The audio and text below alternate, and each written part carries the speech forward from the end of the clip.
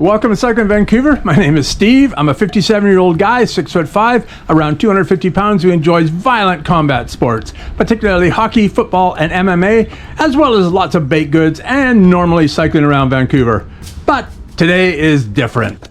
Today is Saturday, April 29th, 2023, and welcome to Naples, Italy. If you're interested in seeing what the Naples area looks like from the back of a road bike ridden by some old dude, sit back and relax. This is Ride 239. I am spending the week here at the Resort Tre Fontane, located in Portici. Portici is a city directly south of Naples and is essentially nestled between the Bay of Naples and the western slopes of Mount Vesuvius. Hopefully the volcano remains quiet while I'm here. Portici has definitely not fared well during prior eruptions. For a brief moment, I thought he was signaling me to pull over. He wasn't. When I arrived here yesterday morning, I told the guys at the front desk that I was here to go cycling. They gave me a very strange look. I don't think they're used to seeing cyclists. They did warn me, however, not to ride into Naples this weekend. Apparently, the local soccer team, Forza Napoli, is on the cusp of winning its first league championship in 34 years, and huge crowds are expected in Naples over the weekend for tomorrow's game. It's a beautiful sunny day and the temperature is a lovely 20 degrees Celsius, and I am now heading out for my first ride in the Naples area. For me, the temperature is perfect, but I think the locals find it a little cold. Since I have never ridden here or in any other sizable Italian city before, I will heed their advice and instead ride south and explore the area along the Bay of Naples and possibly ride to Sorrento. I'll set that as my goal, but I have no actual idea how to get there. I plan to just ride south and keep the bay in sight on my right side and the volcano on the left, and hopefully everything else takes care of itself.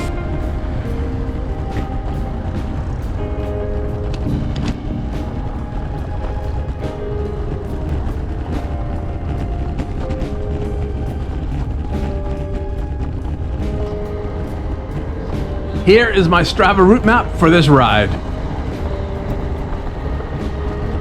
So I started my ride around 10:30. Though the sun is out and the sky looks amazing, the forecast is calling for rain later in the afternoon.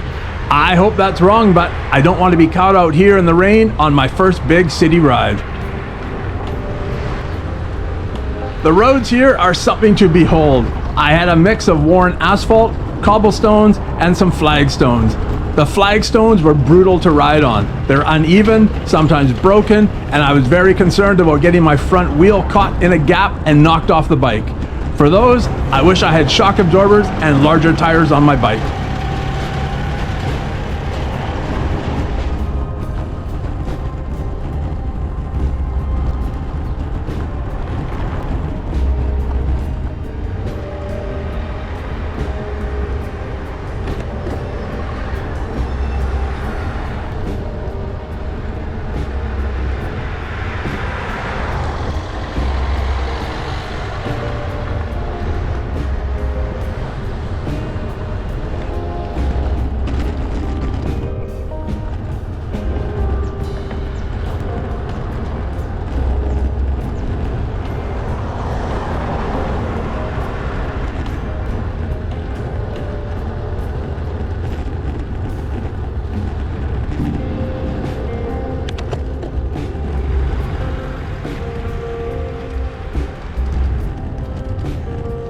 Do they actually have driving rules here? It seems like chaos. This definitely ain't Vancouver. It didn't take me long to conclude that, though it was chaotic, it was definitely not chaos. I didn't witness any accidents, and I rarely ever heard any driver honk at another driver in anger, though I did see lots of questionable driving. Clearly, there's a system of rules and expectations, and I needed to figure out what they were. Two things became very clear. Cars, trucks, motorcycles, cyclists, and pedestrians often came out of nowhere, and I had to pay close attention to avoid getting caught in a vulnerable position. And it seems that no one willingly gives road space to others, so if I wanted space, like the drivers I witnessed, I had to take it by forcing gaps in traffic and then quickly moving in and filling them. Also, when you decide to do something, like cross this street, you must be decisive. Once that gap opened and I started to cross, I was committed. The other drivers realized what I was doing and they adjusted accordingly to go around me.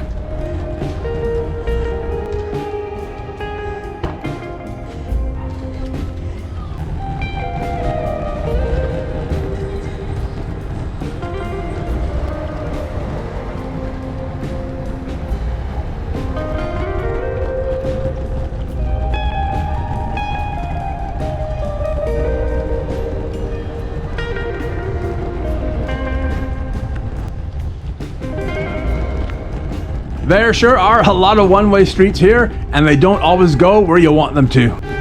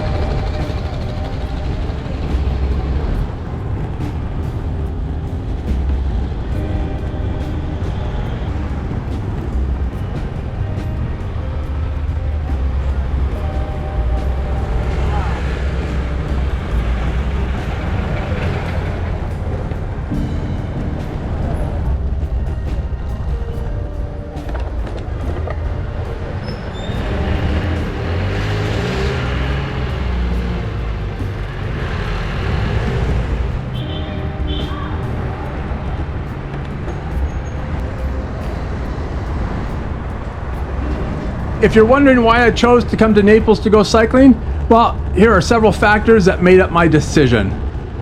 It definitely has a lot of history. The city was founded by the ancient Greeks around 1000 BC. That makes it about 3,000 years old.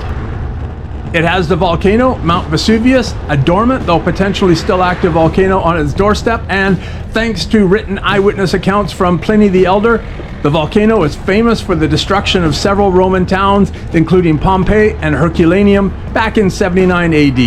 The volcano last erupted in 1944. I like the layout of the city and the surrounding area along the Bay of Naples, and figured I'd find some interesting cycling opportunities as well as great scenery. Naples is known for pizza, and I wanted to experience that. Finally, I searched online for cycling in Naples, and the results suggested that Naples was a very cycling-friendly city. Now, I was somewhat skeptical of that, but several websites made the same claim, so that kind of helped seal the deal.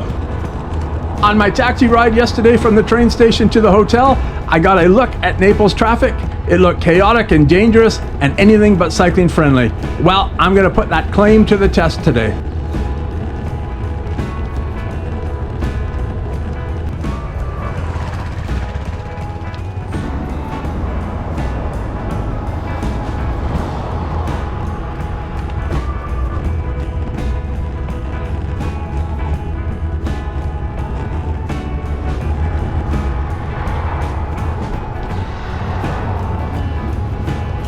Here is a good example. That driver saw that gap in front of me and took it. I saw him early enough and slowed down to avoid him. I can't say I was thrilled about it. In Vancouver, that would have earned a nasty response. Here, it's the norm.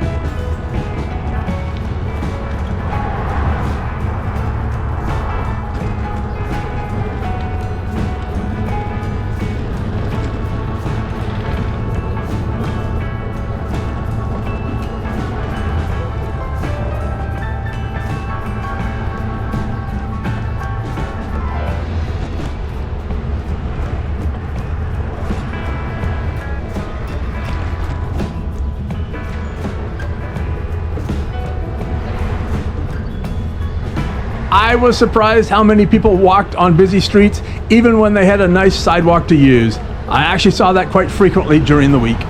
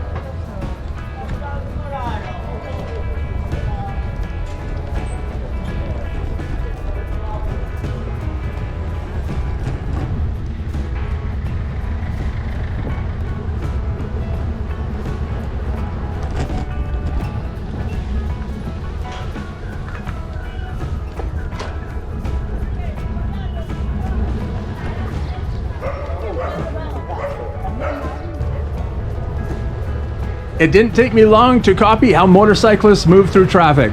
Drivers seemed to expect us to weave through traffic, and they were quite fine with it. It was definitely better than waiting for traffic to move.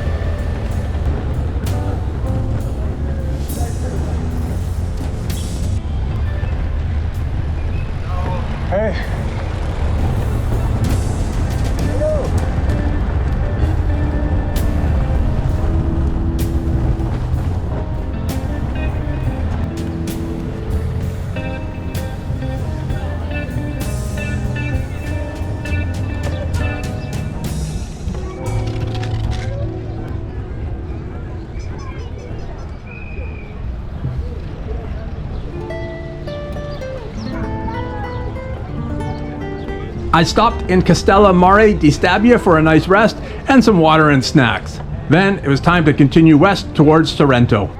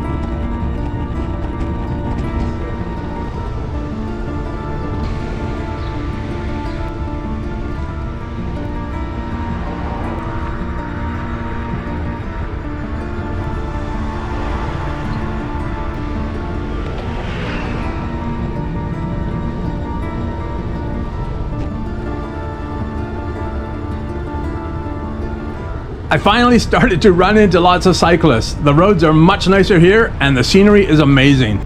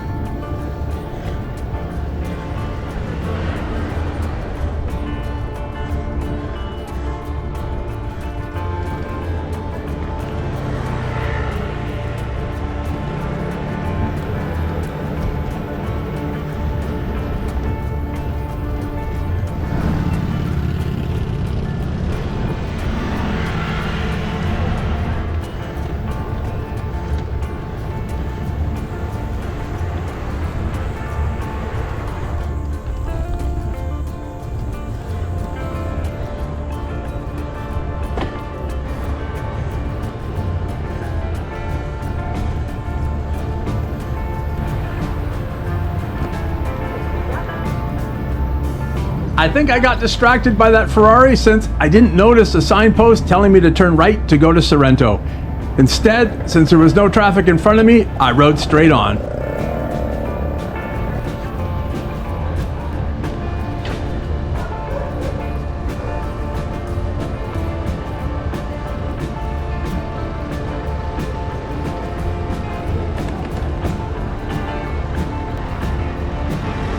I got a nice tour of the town and started to climb up the mountainside. Of course, as far as I knew, this was the way to Sorrento.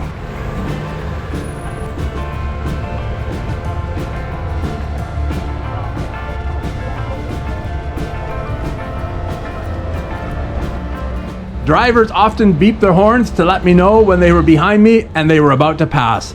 They were warning me. Very nice. That's much better than getting caught by surprise.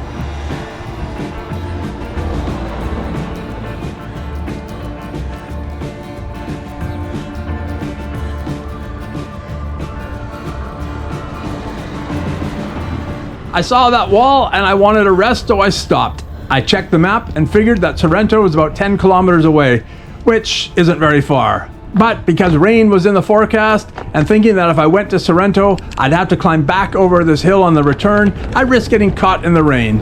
I didn't want that, so I called it a day and decided to turn around and head back towards the hotel. Of course, I still thought I could actually get to Sorrento from here. I found out later that possibly I could have, provided I made some right turns. Otherwise, I would have just ended up back at Vico Equense. But at the time, I didn't actually know any of that. Regardless, Sorrento was just an outside target for the ride.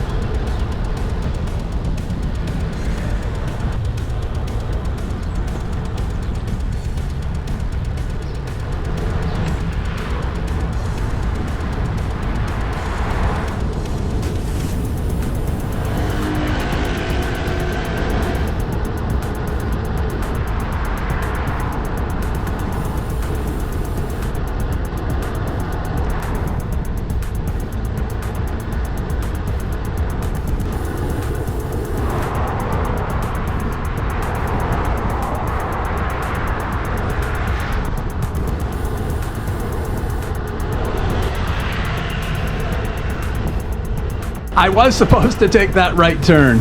That would have led me back through Castellamare di Stabia, and then I would have just continued my ride north to Portici. Of course, I thought I was still on the route.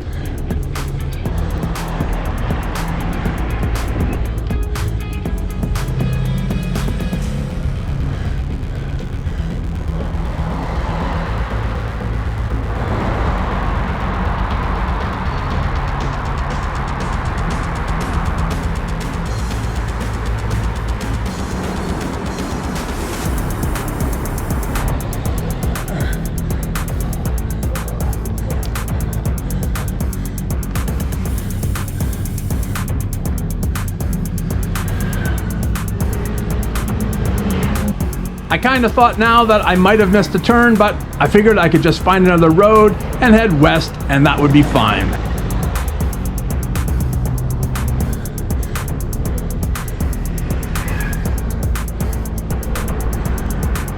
I should have taken that turn, but my legs were sore and I didn't like the steep climb. I quickly realized I made a mistake. This tunnel went on for a really long time. I had about a 2-foot strip that I could ride in. Traffic was passing at over 50 miles per hour, and on my right side, there were those vertical posts with red signs warning drivers of the wall. I knew if I touched one, I'd be knocked off my bike and likely run over.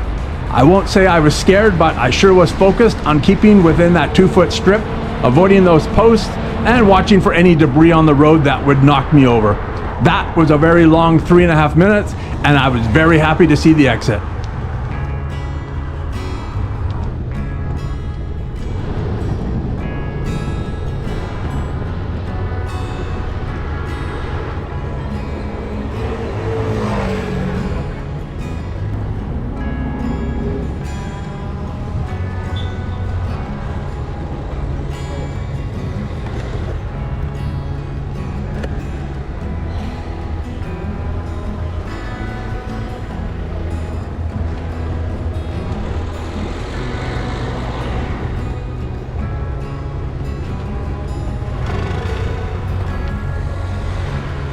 I saw a small cafe and stopped for some refreshments. I really enjoyed the Coke, Gatorade, and 2 chocolate-filled pastries, and then I rode off. I thought I was heading north and that the bay was still just off to my left.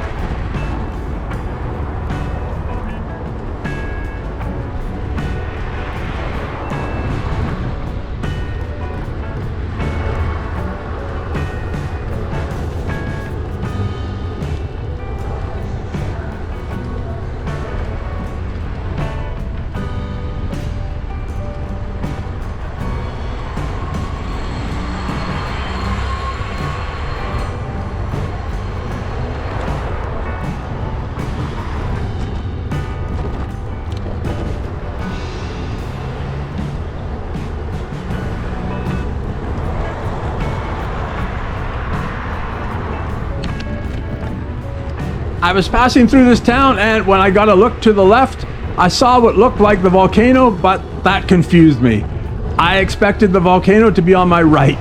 It actually took me about 10 to 20 seconds to process the idea that I might be off course and heading east.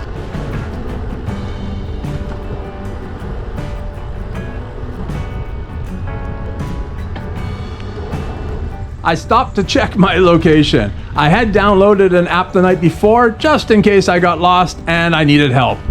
The app confirmed I was lost and way off course.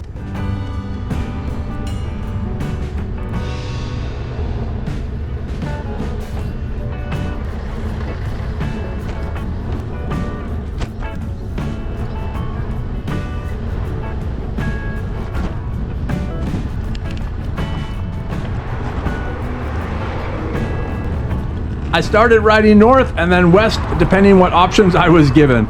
My goal was to get the Bay of Naples back in sight and the volcano on my right side.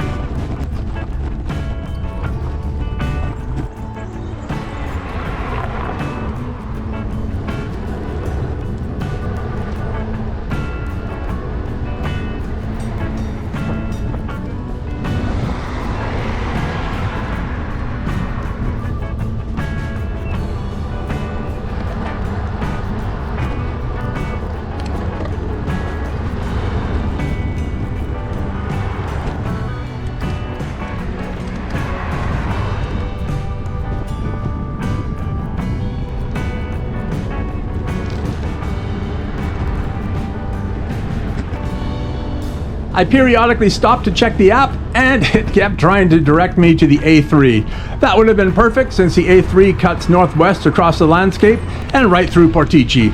Unfortunately, the A3 is a highway, and I'm not allowed to ride on it.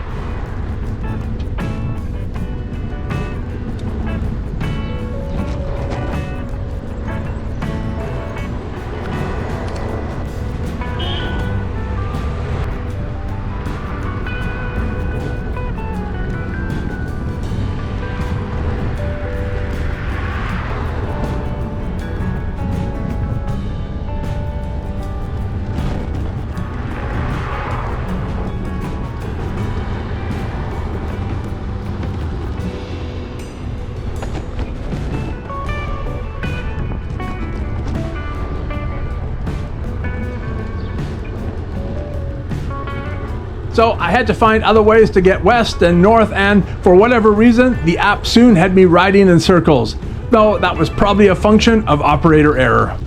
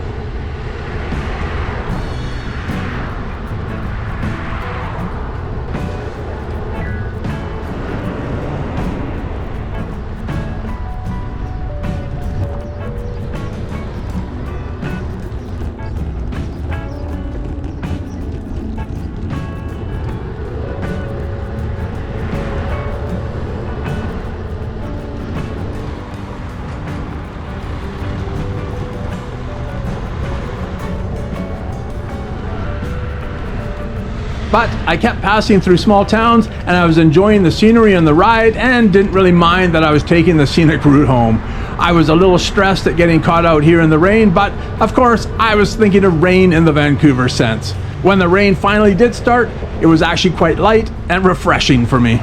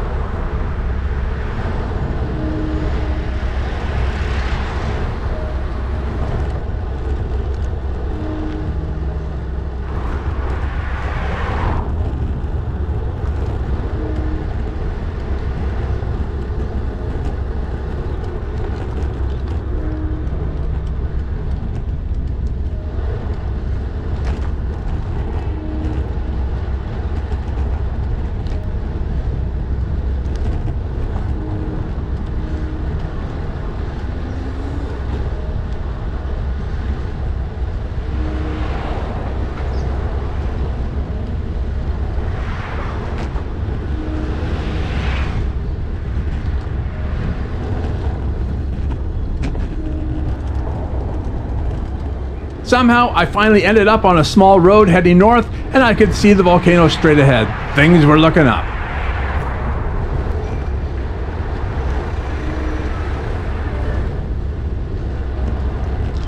I figured I would turn left and try to cut west. That turned out to be a bad decision. I couldn't get through, and I ended up riding around in circles again. But at least it was a nice place to ride, though the road was a little rough in places.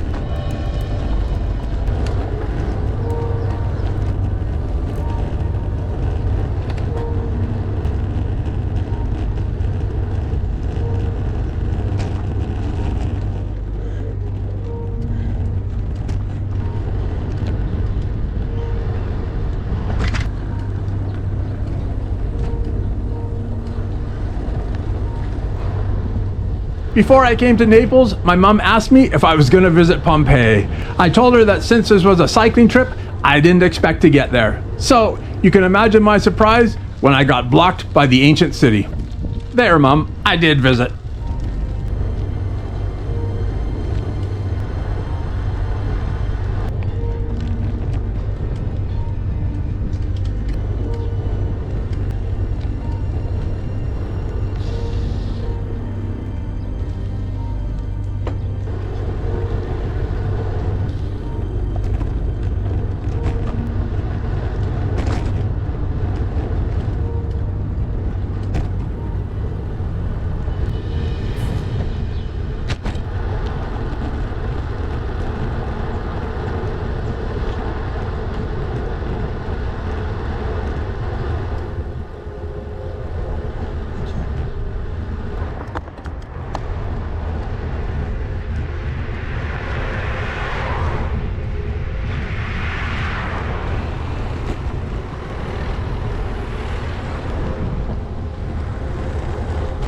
I finally got straightened away again and was back heading north.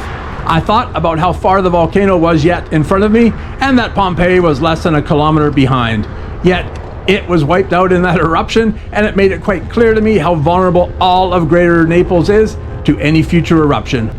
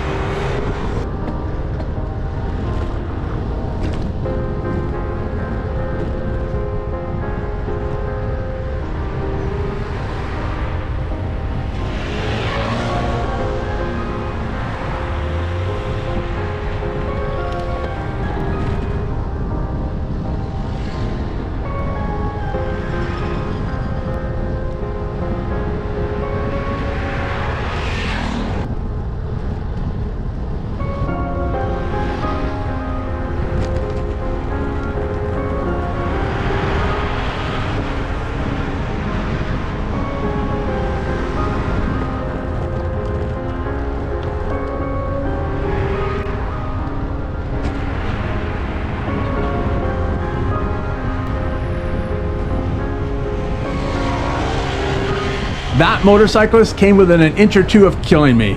I had left about a 3-foot gap between me and the car on my left, and that motorcyclist thought that that was more than enough room for him to pass through.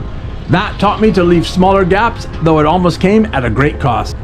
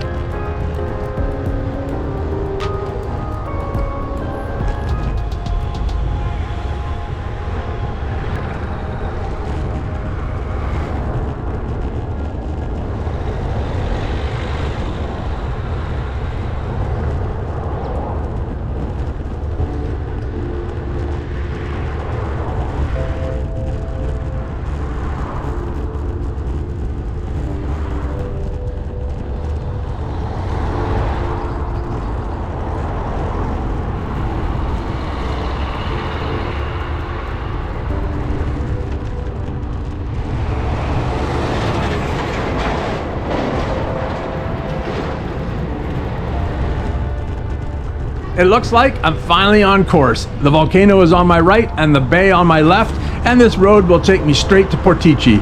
Looks like I'll actually make it back to the hotel if I can actually locate it along the road. But I have Google Maps for that.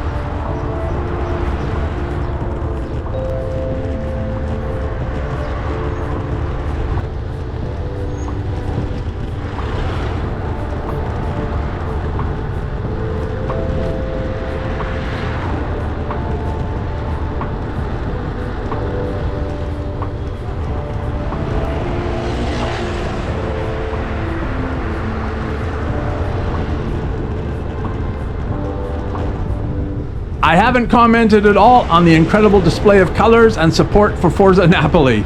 Though I played soccer as a kid, I'm really not much of a fan of the sport. And even though I am here by complete happenstance, I can recognize that the sport and the team are of significant cultural importance here, and I wanted to record as much of that expression of support as I could. Being from a city with a professional hockey team in a hockey-crazed country, I can understand the excitement that winning a championship creates, but what I've seen on this ride is like a whole different universe.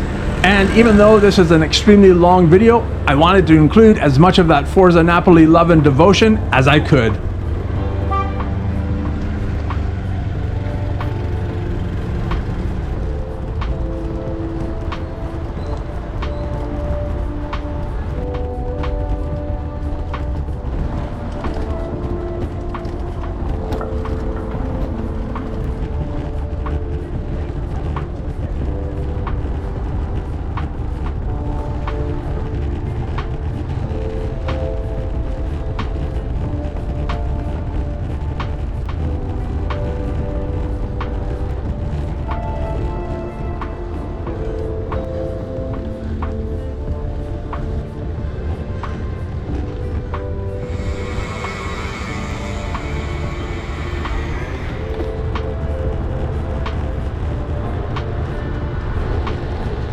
One thing you may have noticed, or not noticed, is the near absence of traffic lights. I only saw a couple on this ride, and many of those were actually used to facilitate two-way traffic on narrow passages.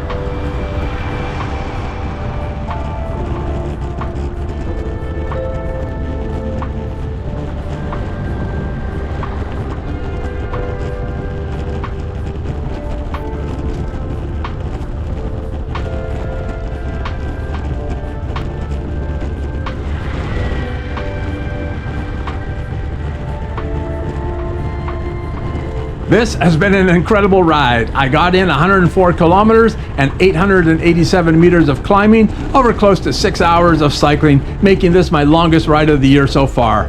I think I learned quite a few valuable lessons for cycling in Naples, and Italy for that matter, even though I almost got killed twice. So far, I would not call this a cycling friendly area, but I really enjoyed the experience, and I'll get out again tomorrow for another ride.